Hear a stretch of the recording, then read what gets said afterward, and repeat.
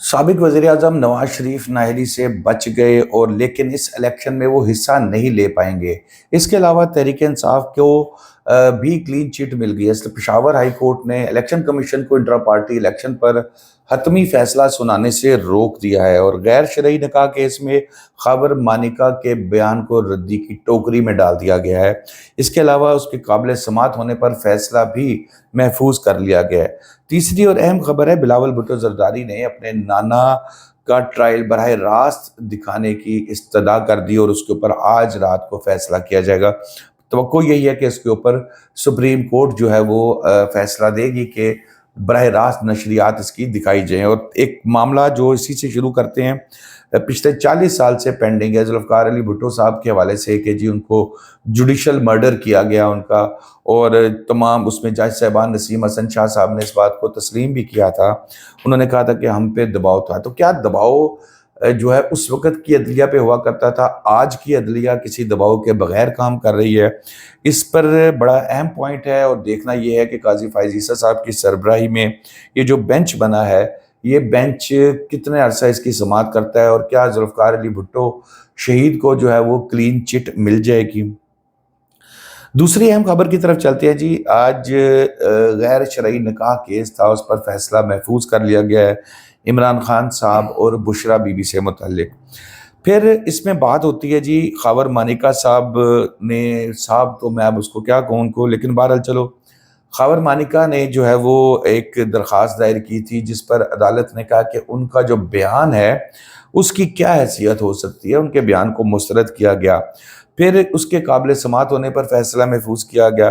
कानून के मुताबिक शिकायत कुनिंदा जो है उसके साथ 2 गवाह होने लाजिम हैं जो मौजूद नहीं है। फिर उसके बाद जना की बात की गई, खबर मानिका पेश था अदालत में आज, और मेडिकल उन्होंने कहा कि बड़ी इंपॉर्टेंट शहादत होती है।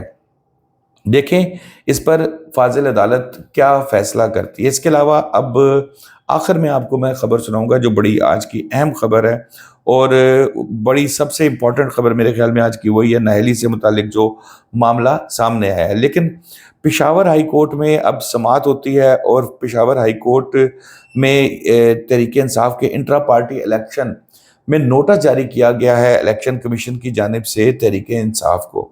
तो उसको फिर जो है अब चैलेंज कर दिया गया और उसमें ये कहा गया है कि तहरीक इंसाफ जो है वो कि जो इलेक्शन कमीशन है वो ये नहीं सुन सकती। पेशावर हाई कोर्ट के जस्टिस अतीक शाह साहब और जस्टिस शकील अहमद पर मुश्तमिल 2 रुकनी बेंच ने इसकी इब्तदाई समाअत की है। हाई कोर्ट ने इलेक्शन कमीशन का पीटीआई के खिलाफ हतमी फैसला करने से रोक दिया, यानी कि वो समाअत करेगा और समाअत करता रहेगा, लेकिन उसके बाद जो हतमी फैसला होगा वो जजमेंट रिजर्व हो जाएगी और वो जब तक इस्लाम पेशावर हाई कोर्ट नहीं कहेगी वो नहीं सुनाएंगे। इलेक्शन कमीशन इंट्रा पार्टी इंतखाबात के खिलाफ केस नहीं सुनता, ये काजी अनवर साहब जो कि तहरीक इंसाफ के वकील हैं उनकी तरफ से ये कहा गया। इलेक्शन कमीशन पीटीआई से बल्ले का निशान ले सकता है, काजी अनवर का ये भी कहना था।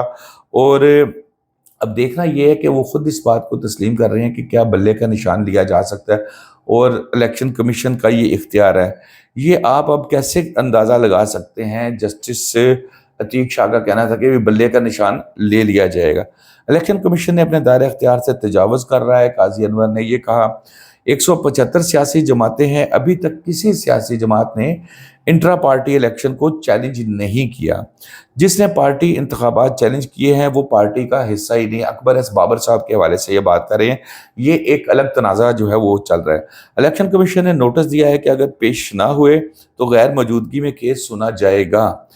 इलेक्शन कमीशन पर हमें तहफ़्फ़ुज़ात हैं, फॉरेन फंडिंग केस में भी सिर्फ हमारा केस ही सुना गया था।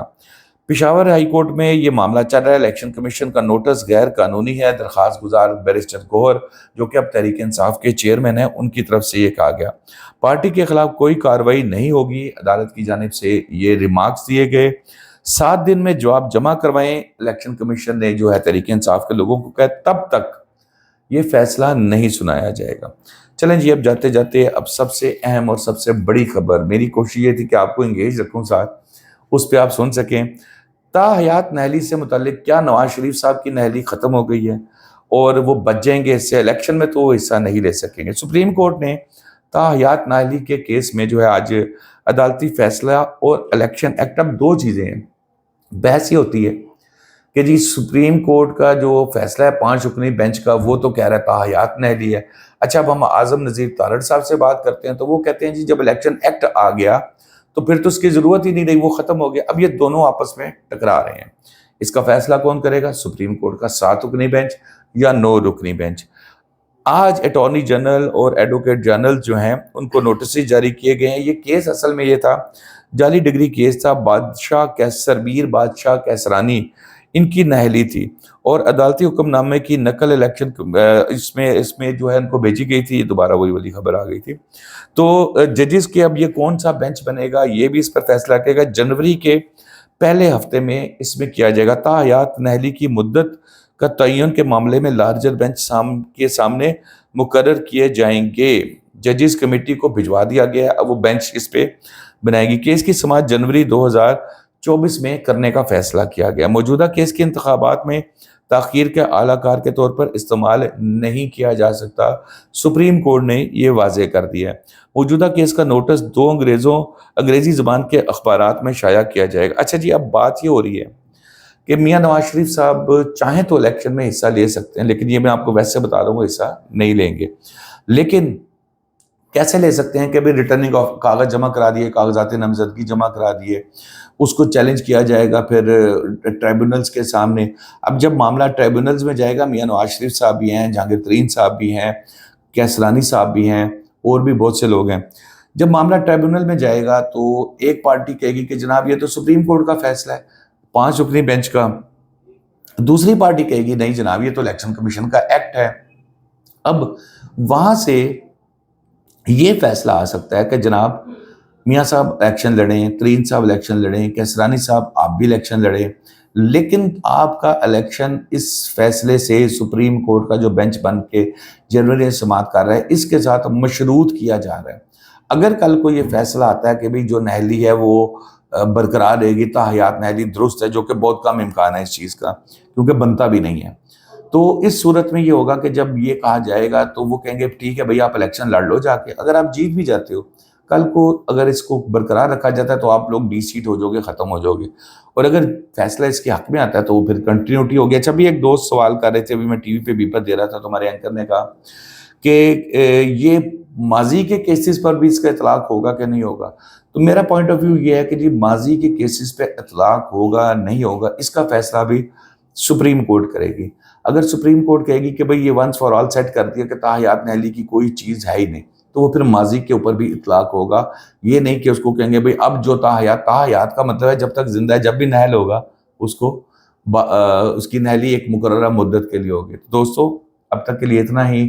शादाब रियाज को इजाज़त दीजिए। अल्लाह हाफिज़।